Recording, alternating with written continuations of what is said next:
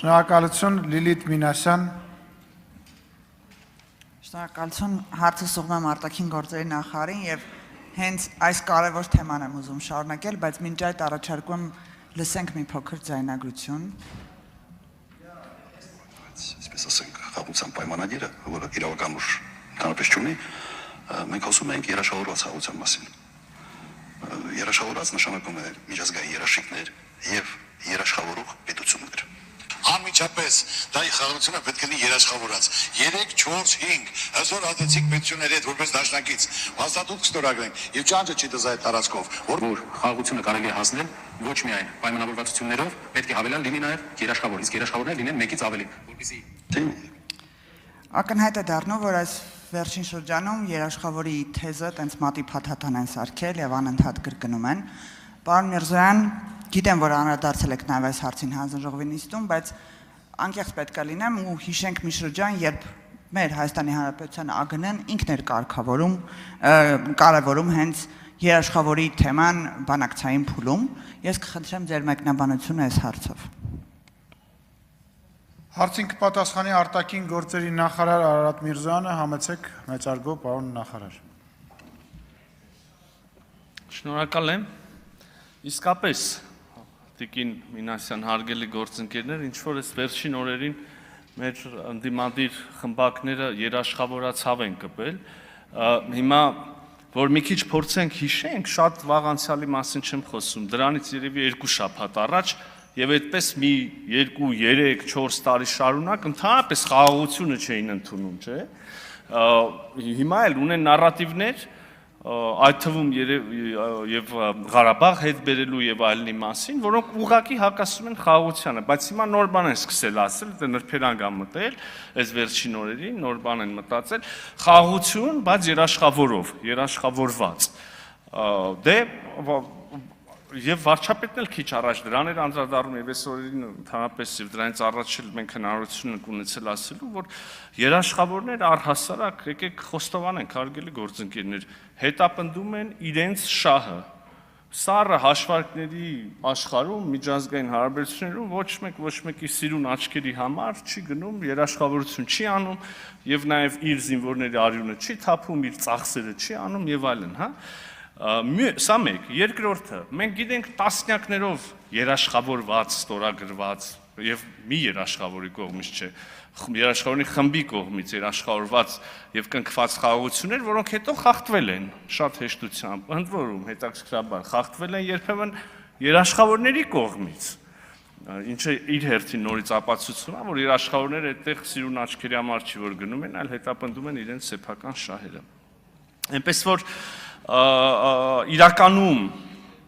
ԱԳՆ-ն խոսել է երաշխիքների եւ երաշխավորների մասին եւ խոսել է ինչ կոնտեքստով խաղաղությունը ամրացնելու, ամուր խաղաղություն ունենալու նպատակով։ Եվ ահա կյանքը բերել է նրան, որ մենք այսօր այդ խաղաղությունը ունենք, այդ խաղաղությունը նույնիսկ արդեն տարածաշրջանային մեծ, ուրեմն փոթորիկների մեջ եւ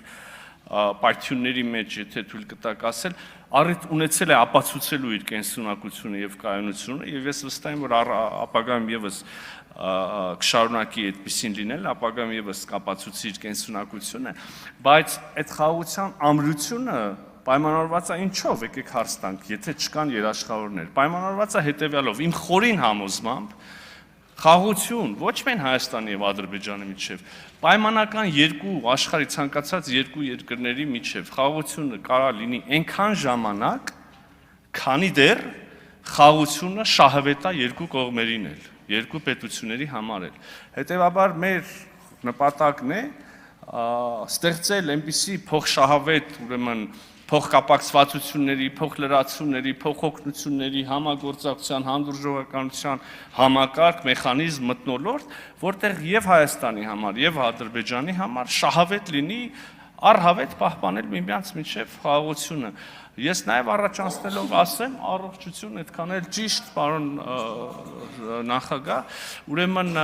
առաջանցնելով ասեմ նաեւ, որ մենք արդեն կարծես թե տեսնում ենք այդ մեխանիզմների ստեղծումը դրանք եւ քաղաքասարակությունների միջև երկխոսությունն ա դրանք եւ ուրեմն տարանցիկությունն է եւ երկկողմ առևտուրն է, այնպես որ նորից ամփոփելով այդ երաշխավորացավը, դա էլ իր երթին հիմա որ արձագանքենք կասեմ, էլի, ամփոփելով խաղաղության ամրությունը ոչ թե երաշխավորներով է, այլ փոխշահավետությամբ եւ երաշխավոր ունենալու ցանկությունն էլ մի այլ ուրեմն մղման, մի այլ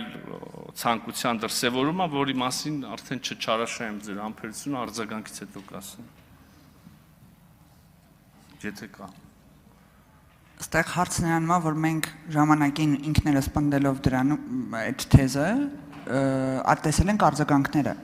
եւ հանրային արձագանքները նաեւ Ադրբեջանի կողմից, որ Ադրբեջանը հրաժարվում էր բանակցությունների փուլ մտնել երրորդ կողմի միջնորդությամբ։ Եվ այս մասով շատ կարևոր է նշել, որ ընդդիմությունը առաջարկում է հետ գալ, մեկ քայլ հետ գնալ, երկու քայլ հետ գնալ, ելի նույն վիճակին, երբ կոնֆլիկտը սառած չէր, կոնֆլիկտը արկա էր եւ մենք բոլորս անդադ փորձում ենք լուծումներ գտնել, իսկ խաղաղության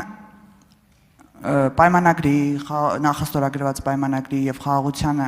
թեմայով ընդհանրապես իրենց հեգնանքը եւ թերահավատությունը կանում է նրանում, որ նրանք այլընտրանքային առաջարկ չեն ներկայացնում։ Այստեղ շատ կարևոր է այս երաշխավորների թեման ի հայտ է եկել այդ այլընտրանքային առաջարկի բացակայությունից ինձ թվում է։ Կուզեմ նաեւ այս այլընտրանքային առաջարկը, որը կարող է լինել ընդդիմության կողմից, լսել ձեզնից պատասխան։ Քիչ տարօրինակ է, որ ես պետքա հնչեցնեմ ընդդիմության կողմից հնարավոր այլընտրանքային առաջարկը, թող մի քիչ չարչարվեն իրանք մտածեն ինչ այլընտրանք պետքա առաջարկեն, կարծում եմ փորձել են եւ չի ստացվել, չկա այդ այլընտրանքը Տիկին Մինասյան։ Ես քիչ առաջ ասեցի, ուրեմն ասում էին խաղաղություն պետք չի, այս խաղաղությունը պետք չի, մենք պետք է այս հետ բերենք, այս անենք, հետո տեսան այս ուրեմն մոտեցման սնանկությունը եւ հիմա ասում են հա խաղաղություն, բայց արժանապատիվ, հա խաղաղություն, բայց երաշխավորով, հայ ես նենց կուզեի, ախր դե չեն գալ, ինչ անեմ, ես էլ շատ առիթ չեմ ունենում իրենց այդ բանավիճելու։ Մի հատ ասենք, լավ, համաձայն ենք, տենց, մի հատ կարակ բացեք ձեր պատկերացրած խաղաղությունը կետերով, ո՞նց է ալնում։ Վստահ եմ, չեն կարա երկու կետ էլ ասեն, մի կետ է չեն կարա ասեն։ Ասելու են նույն խաղաղությունը, ինչ որ մենք նկատում ենք, որ ասում են բան, Ղարաբաղցիների վերադարձ, որ ասում ես, խնդիր չկա, եկեք մի հատ հասկանանք, մի հատ բացեք, կարող է մենք էլ ենք համաձայնվում, ինչ նկատենք, ինչ պայմաններով։ Արդյոք Ղարաբաղցիների վերադարձ, այնց ոնց որ նախկինում էիք ասում, անկախ պետություն պահանջով, թե Ղարաբաղցիների վերադարձ, որտեղ որ չգիտեմ, դպրոցներում հայերենա լինելու թե չէ, կարող է պարզվի, որ սկսեն բացել, կարող է պարզվի, որ իրանց պատկերացրած Ղարաբաղցիների բնակությունը Ղարաբաղում նշաձողը տասնապատիկ ավելի ցածր է, քան այն, որ մենք էինք ասում, որ մի քիչ նշաձողը իջացնենք, կարող է հնարավոր է լուծումներ գտնել։ Կարող է պարզվի, որ իրանք ոչ միայն մինչև մեզ 30 տարի շարունակել, այլ այսօր էլ են շարունակում խաբել ու մոլորացնել մարդկանց։ Վերադառնալով ուղղակի կարճ ամփոփեմ նորից այդ երաշխավորի պատմությանը, Ժորժ ջան, այստեղ բանն է, ուղիղ ասում եմ, տենց զանազան բաներ մի փնտրեք, ոչ թե թող մեր փորձագիտական դաշտը չարչարվի, ստե մի պատճառ կա իրանց կողմից երաշխավոր ասելով, ոչ ավելի ամուր խաղաղություն են ուզում, ոչ չգիտեմ, ավելի ապահով ապագա, ստե սախսուտ է, մի բան են ուզում, կոնկրետ X երկիրը ինչ որ մի այլ հավելյալ լծակներով շարունակի ավելացնի ներկայությունը ոչ միայն Հայաստանում, այլև Հայաստան-Ադրբեջանի սահմանին եւ ըստ այդմ շարունակվի այն ողջ ցիկլը, որի մեջ մենք եղել ենք, հետո էլի ենք եղել, հետո էլի ենք եղել, մենք էլ այդտենց մեր ընդդիմություն կոչվածների շնորհիվ, այսպես քթներիցս բռնած տանեն էլի հագցնեն նույն պատին, հետո էլի նույն պատին, հետո էլի նույն պատին, մենք ինչ ենք առաջարկում քաղաքացիական պայմանագիրը Հայաստանի Հանրապետության ժողովրդին, այնպես անել, որ այս անգամ չխփենք պատին, այլ գուցե վերապրման օրակարգից անցնենք զարգացման օրակարգ, շատ չարաշահեցի, շնորհակալ եմ։ Գուցե իրենք իրենց անձնական